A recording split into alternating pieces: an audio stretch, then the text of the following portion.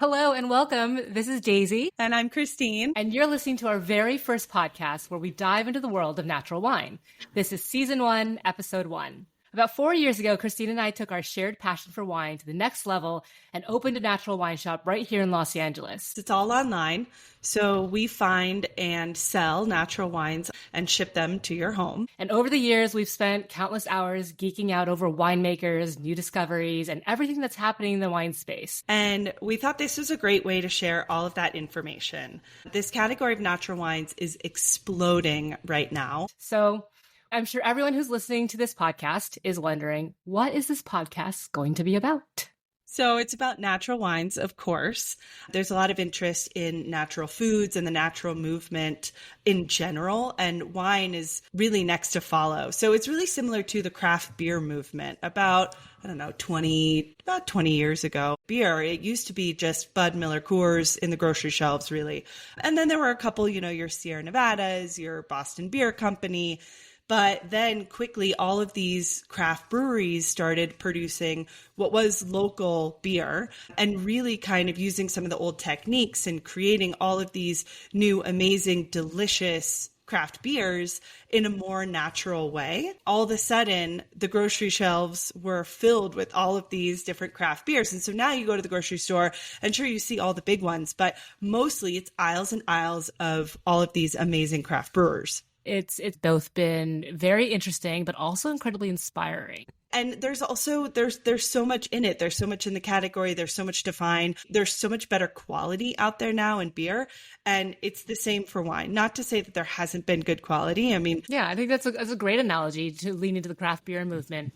The natural wine movement is small batch. It's craft. It's bringing back old styles and traditional styles that have been sort of lost in the mass commercial winemaking world. It's also about experimentation. It's introducing people to new ways to enjoy wine. And it's really exciting because a lot of domestic producers, as well as producers abroad, are reinvigorating these techniques. And really, we shop for most of our wines in big major chain grocery stores. I just think it's mind-boggling that there are over 10,000 wineries in the U.S. alone. Only 7% are able to create enough volume, enough wine to supply these large national chains. And 93% of all of the winemakers out there in the U.S. are not represented on the grocery shelves. You have to go to wine country, those little small shops in Napa and Paso, just to find those guys, right? Yeah, exactly. And, a lot of the smaller local natural wine shops are popping up and really starting to represent this 93%. Also, some of the natural grocery chains. So Erewhon does a good job and Sprouts. And so you'll see some of them popping up there. But there's just a massive amount of wine out there that just is hard to find and is not represented. And so those are the ones that we're going to be talking about. So exciting.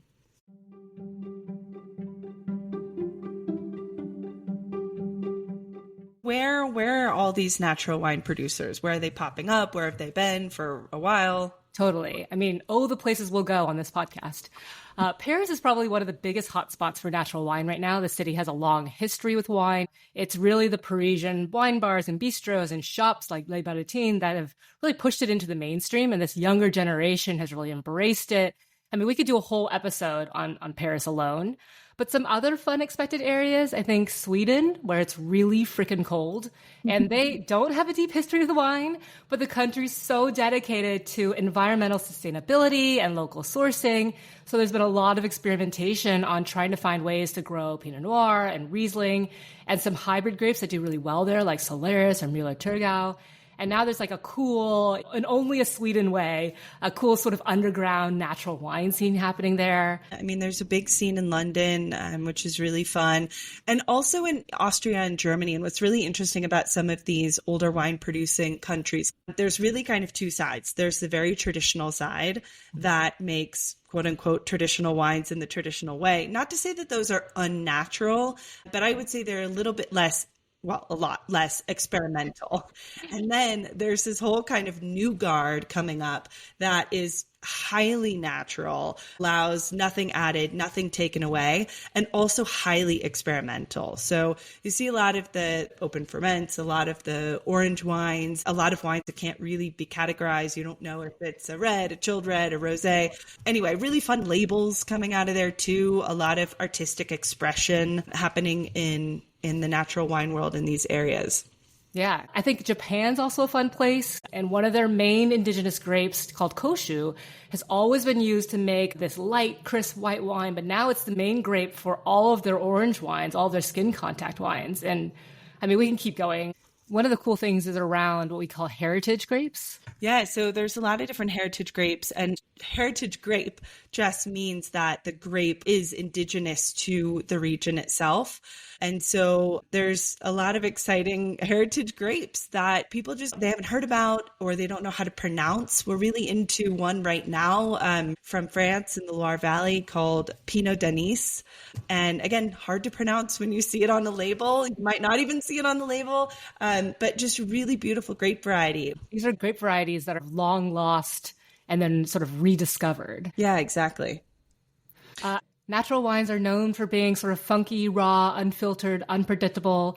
I mean, if we could spend just a hot set talking about orange wines, I think to me, orange wines feels sort of like the darlings of the natural wine movement. Yeah, I mean, it's interesting because it popped up much like rosé, which 20 years ago, it was known more as just kind of like a cheap, almost wine cooler wine rosé was. Mm-hmm. But then all of a sudden there was this huge kind of boom. Where it became hopped onto the mainstream because of that article in the New York Post, I think it was. I think it was the New York Post, and it was about the winery up in upstate New York. And what happened was there was a huge scarcity.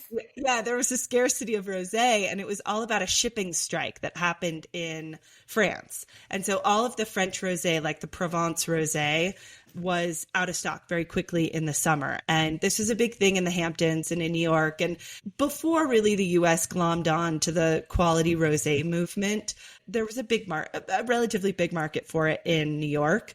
And so there was this article about the shipping strike. And so everyone went out and they bought all the rosé on the shelf and everyone was out of stock. And then one of the Hamptons wineries called Wolfer Estate, it's pretty famous now, they were making a really beautiful Provençal style rosé, which is the Southern French rosé. And everyone started going there and drinking it, and they sold out as well.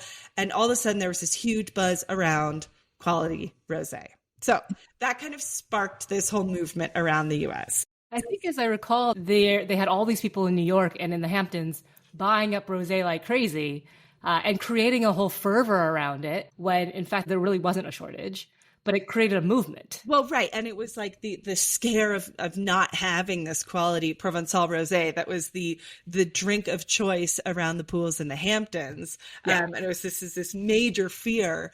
And much like, toilet paper during COVID, right? And toilet paper was fine, but everyone kind of freaked out about it. Yeah. So I feel like after that, people were kind of looking for the next new thing in wine. And around 2014, 2015, it seems like orange wines in the US just hit all the right notes. The flavor, the texture of orange wines were really great food. So you had orange wines showing up on tasting menus, and chefs and restaurants were really embracing it and all the ways you could pair with it.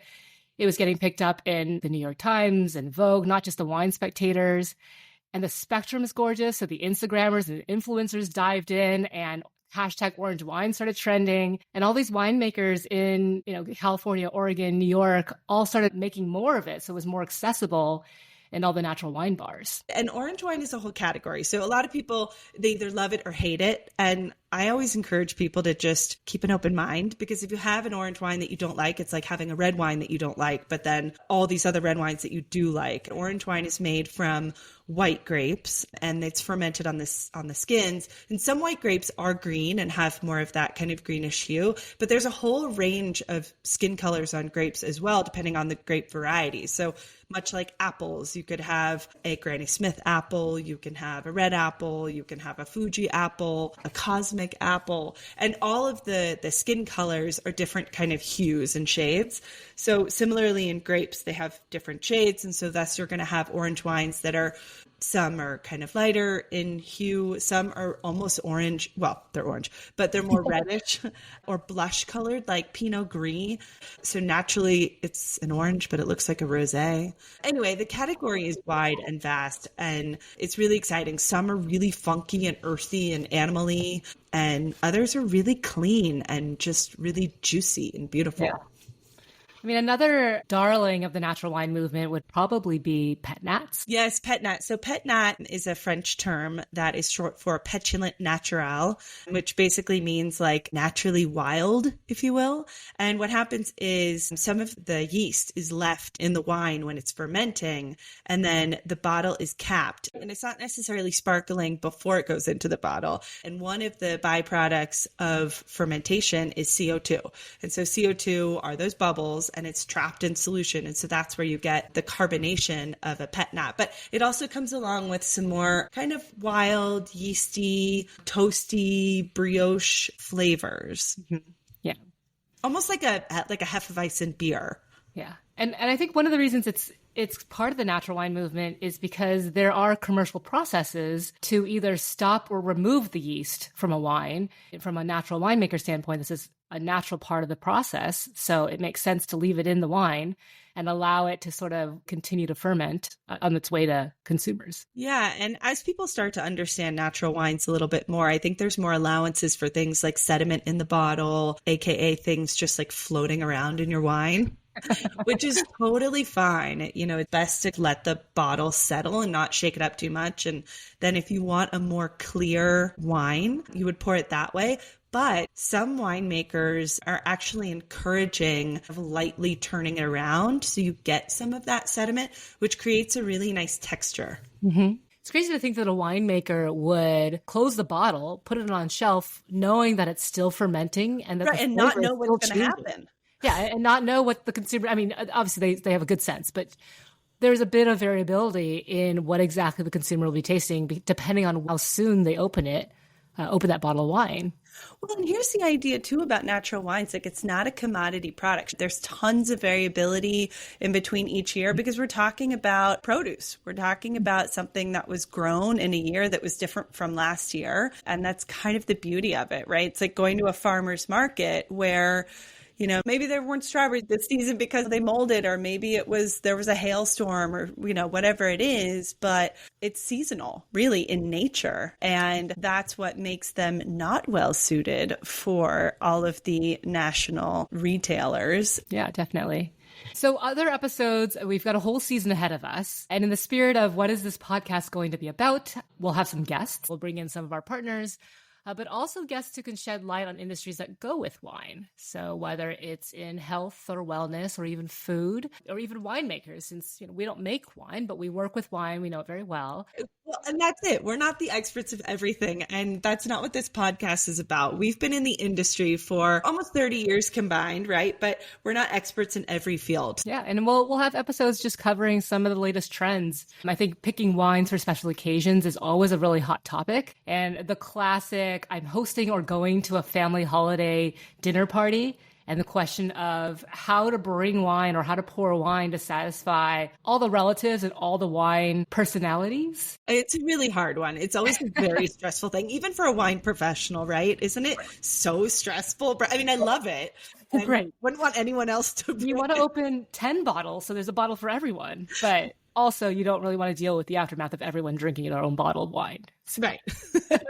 So we will help guide through some of these pairing and choosing wine moments. There's also a lot to talk about in the import world and broker world. So we have a lot of distributor and importer friends and colleagues. A lot of people are thinking about how and when they drink wine. They're looking at things like lower alcohol wines, etc. So we can talk about that. Right. And why you never get a headache when you drink wine in Italy or France and you're walking around, but you come home and all of a sudden you're like, I can't drink anymore. What's the deal? Just with climate change, there's a whole new world of fruit wines. So wines are fermented grapes, but there's no reason why you can't ferment other fruits. So that's been a really interesting category. It has. We've typically known it as ciders, and we'll talk about kind of the difference between a wine cider and a beer cider. But all of these other tree fruits, apples certainly, but peaches and plums and nectarines and some of these tree fruits that grow really well in maybe warmer climates and are better suited for some of these areas rather than grapevines. Actually, grapevines are being torn out for some of these other fruits that grow better in these warmer climates now.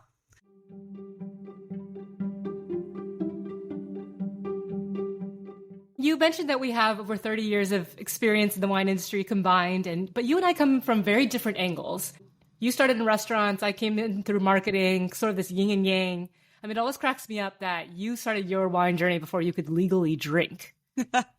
Yes, I know, right? It's true. I got hooked on the whole wine industry while studying in France. Shocking, I know. But then after graduating, I landed in Denver and I was working in a wine bar, and the manager there actually saw something in me and saw my love for wine. And she sponsored me through my sommelier training, which was amazing. And so that's where I really dug my feet in. And I've always been in wine my entire adult life and career, but it started in restaurants, the wine bar. I went through my training, and then I decided I didn't want to live the restaurant life, frankly. But then I hopped to retail and I worked for Whole Foods, and I was there for almost 10 years, basically wine, beer, and spirits buying. And then I moved to California to get closer to the supply side, so closer to the wineries and the winemakers.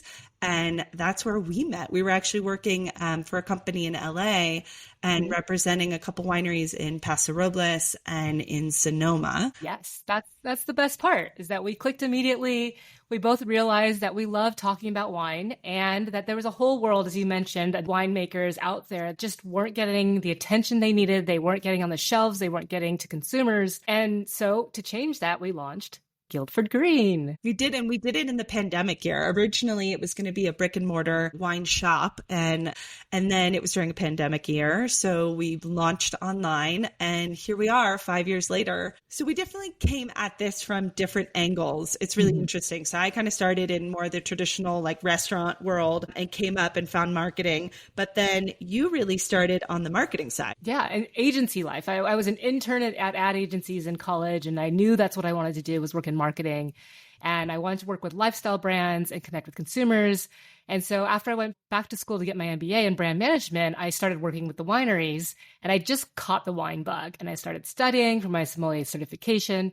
And I think it's so fascinating because wine is more than just a product on retail shelves. I mean, each wine has its own history. There's so much culture around it. And everyone has their own personal, not only their own personal preferences, but their personal stories and their experiences with wines that they really liked.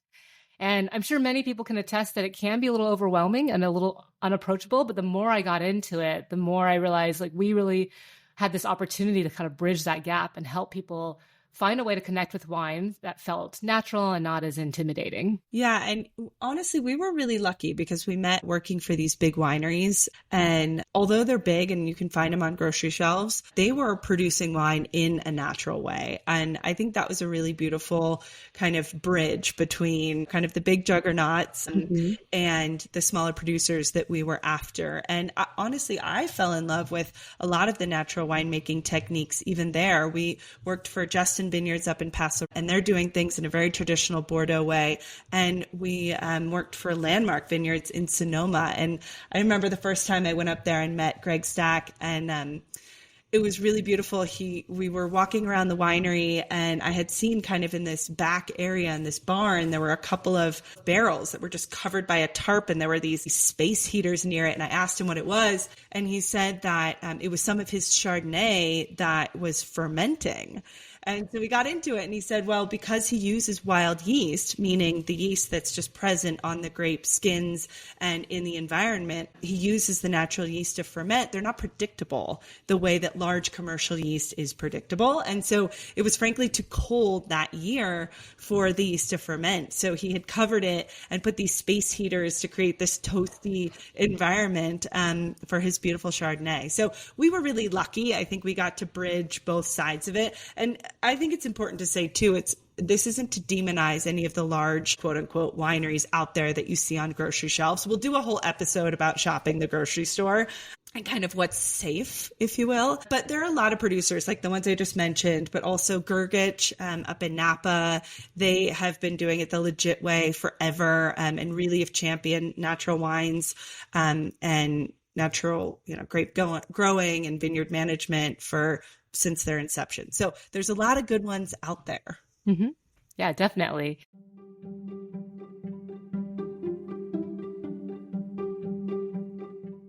So a few years ago, Christine and I had this idea. What if we started a texting hotline for Guildford Green?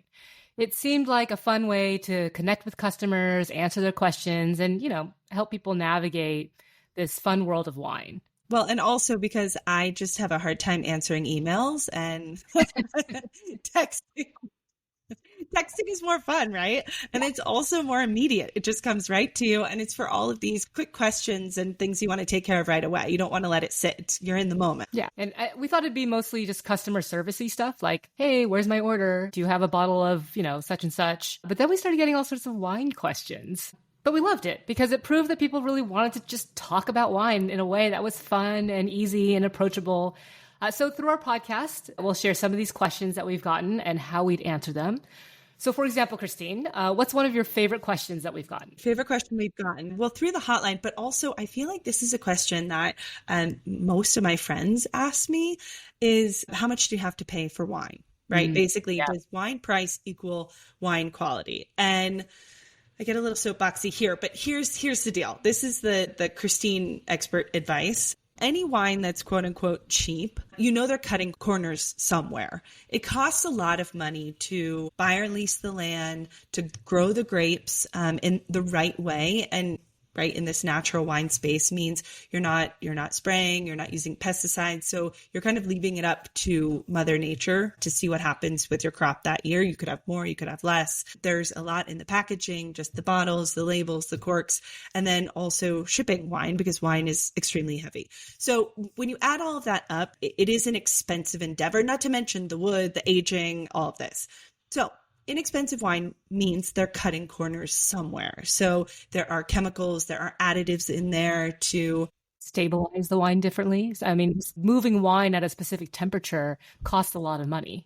Exactly. I mean, it's the same thing as, a Twinkie costs less because it will last till the end of time. Yep. And a fresh baked good is good pretty much that day or maybe the day after. And then that's it, right? It doesn't have any of the preservatives in it. So it's the same idea with wine. So frankly, cheap wine is not worth it. It's not worth your time and it will affect your health. So when we say cheap wine, just to put some numbers to all of it, you can't buy a bottle of wine that has been well made in the sense that they haven't cut corners and used different types of chemicals to preserve it, et cetera, for, I don't know, less than $15 a bottle. 15 is really my floor. Honestly, there are some beauties made abroad that can get below that price point for a number of reasons. Land is simply just cheaper and whatever. But general rule, below 15 is pretty rough. And honestly, I think you kind of want to stay around the 20 and above. And when you think about it, there are 4 to 5 glasses of wine in a bottle. So when you do the math, it's actually not that much of an investment per glass. Anyway, and so our sweet spot, we really feel like a lot of the beautiful wines that are more affordable, but also really, really quality and great stuff is anywhere between $25 and then $45, $50. If you're in that range, you're really in a sweet spot. And again, if you do the math per glass, it's not that much. So $50 wine, you're talking about $10 a glass. I mean, there's nowhere where you can spend $10 a glass, out at a restaurant for a delicious bottle of wine, I think it's a bargain, honestly. I mean, obviously, we're in it. So this is what we do and this is what we live for. But I encourage people, and if you do the math in restaurants, you're paying now, $20, $25 a glass. So it really is a great deal to drink good wine at home. Well, especially if you cook at home and if you're making a really nice dinner, like you've got a really nice cut of meat that you've picked up. Well, exactly. When I'm talking to people and they're going and buying dry aged steak for $30, $40, $50 a pound, but then cheaping out on the wine, it doesn't really make sense, right? We're willing to pay for quality foods. And right now we're starting to understand why it's so important to also pay for quality wine. Another common question is, what is bad about wine? Really, we're talking about natural wines versus non-natural wines, conventional wines.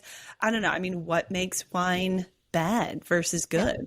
I think I would spin this a bit and just say, aren't all wines natural, since it's just grapes and yeast, and the yeast ferment the grapes into the wine. And really, that's all it should be, except the reality is that you can add all sorts of stuff to the wine to influence its texture, its flavor, its color, and also its shelf life. And in fact, in the US, winemakers are legally allowed to add over 60 ingredients, and many of which, almost 15 to 20 of those, are not legally allowed in winemaking in Europe. A lot of it has to do with what we expect out of wine. We expect wines to taste the same way year over year. We expect it to taste a certain way. And unfortunately, there are a lot of chemicals and ingredients that are added to wines that are just frankly not natural. Right. It's almost like the difference between, let's say, a sports drink, which has a lot of the same chemicals, actually, that we're going to talk about being in wine, and a cold pressed juice, right? The cold pressed juice, it's going to spoil faster. There's a lot of variability to it because it depends on the actual flavor and sugar content of the natural fruit. And so anyway, I think that's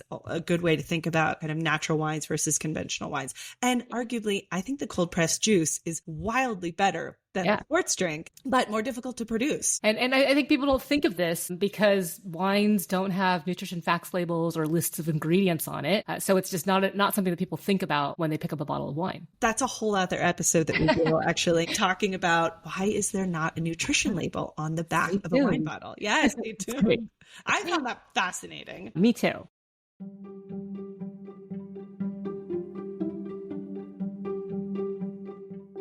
So we thought it'd be fun to end each episode with a couple of factoids. Christine, I'm going to put you on the spot. Where in the world and when did archaeologists find the oldest evidence of winemaking? So I've read two. One is somewhere in Georgia, the Republic of Georgia, and the other is somewhere in Armenia. Now, I don't know, maybe jury's out, but I have heard both of those, and it does go back thousands of years. You're right. Well, first of all, you knew it was not the Romans or the Greeks, even though they loved wine and did a very good job documenting it. They really popularized it. But they are not the OGs of winemaking. It was technically in the South Caucasus region, which today encompasses both Armenia and the Republic of Georgia. And it was around 6,000 BC. So we're talking about a product that has been around for about 8,000 plus years. It didn't just come on the scene. It's been around the block a few times. And they use qvevri, which is like these giant egg-shaped clay pots that were buried underground to ferment grapes. And they found by DNA evidence of grapes that were fermenting in there. So the oldest evidence of winemaking was in Georgia, but the oldest winery was in Armenia. And this was in 4000 BC. And so, when I read this, I was sort of like, what's the difference between winemaking and a winery? Yeah, that's a good question. It's kind of feels like the same thing. But in fact, in Armenia, that's when they started making wine for the masses. And that's where they found evidence of a wine press and fermentation vessels and the idea of creating wine that was then transported to people's homes versus just for personal at-home consumption. So 8,000 years old, wine is possibly the oldest thing you can drink, maybe besides water. Christine, do you have any fun factoids? I do. Okay. Mine is about champagne and the champagne coupe. This is a really fun one. So the champagne coupe is that kind of low, flat, it has a stem, but the bowl of the glass is really kind of short-sided and flat. So it's that really traditional, almost like Roaring 20s champagne. Like the gimlet or the French 75. Like those, yeah, exactly. Tails. Okay. And the question is, or the fact is, where did that come from? The lore is, the story is that it's actually modeled after Marie Antoinette's left breast. Now, it's interesting that it's specifically her left one. But as romantic and fun as that sounds, so she was the Queen of France during the French Revolution. It's actually been around for at least 1,000 years before she was even alive.